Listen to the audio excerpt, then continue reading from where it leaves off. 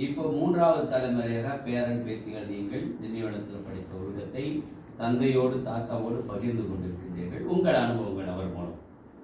அனைவருக்கும் வணக்கம். என் பேர் தீபிகா. தாமஸ் கவான் டஃபி ஃபாதரை பற்றி தாத்தா எங்ககிட்ட சொன்னதை அவங்கக்கிட்ட பகிர்ந்துக்கிறது எனக்கு ரொம்ப சந்தோஷம். நான் சின்ன வயசுலேருந்தே தாத்தா தான் வந்து எல்லாத்துலேயுமே என்னை வந்து ஒரு ஸ்பிரிச்சுவலாக வளர்த்தது வந்து ஃபஸ்ட்டு தாத்தா தான்.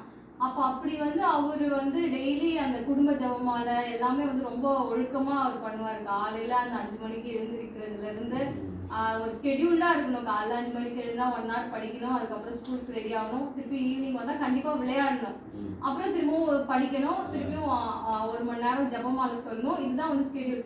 இதெல்லாம் வந்து எப்படி தாத்தா அப்படின்லாம் சொன்னால் கரெக்டாக வந்து பார்த்தா அது எல்லாமே வந்து இல்லை நான் வந்து போர்டிங்லலாம் இப்படி தான் இருந்தேன்.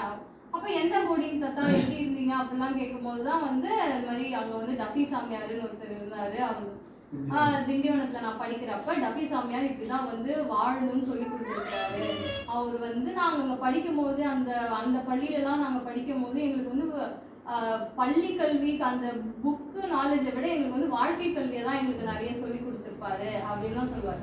அப்படியே தாத்தா எப்படி இருப்பாரு அவர்லாம் பார்க்குறப்ப ஃபோட்டோலாம் காமிச்சாரு.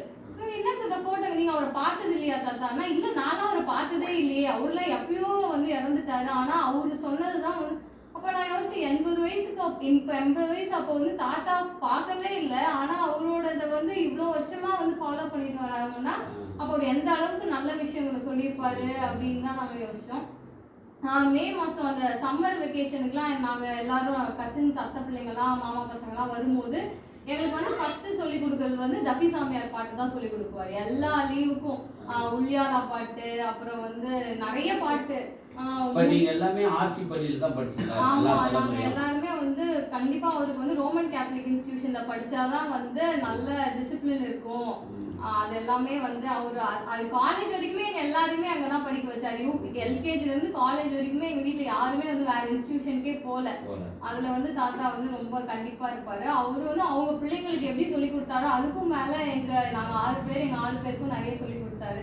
அதனால வந்து இப்ப தாத்தா வந்து அவர் வீட்டுல எப்படி ஜபமாலை சொல்றாரோ அதே மாதிரி நாங்க எங்க வீட்டுல ஜபமாலை சொல்லும் போதும் டஃபி சாமியாருக்காக நீங்க வந்து அவர் அருளாளர் படத்துக்காக ஜெபிங்க, அவர் புனிதர் ஆகணும்னு எங்க கிட்ட சொன்னாரு. அதை நாங்களே இப்ப ஃபாலோ பண்றோம். நீங்க எடுத்ததுக்கு ரொம்ப நன்றி.